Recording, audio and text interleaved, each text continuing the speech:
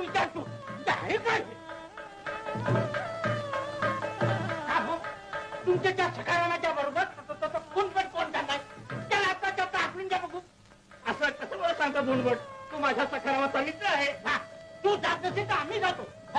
धर्म कार्याचा हा भ्रष्टाचार आम्हाला नाही जाणवायचा. पण मी कसं बरं सांगू त्याला तसं. तुम्हाला सांगायची छाती होत नसेल तर मी सांगतो. मला काही त्याच्या पाकाची भीती.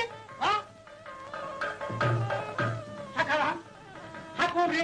हा माझा मित्र ज्योतिबा फुले. त्याला आपल्या चाकरा जायला सांगतो विसरून.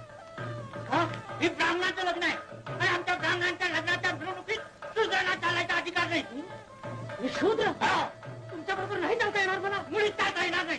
तुझ्यामुळे आमच्या धर्म कार्यात विचार होत आहे. असं कसं म्हणतात? याला मी बोलावलं आहे का सकाराम? हे मी बोलत नाही.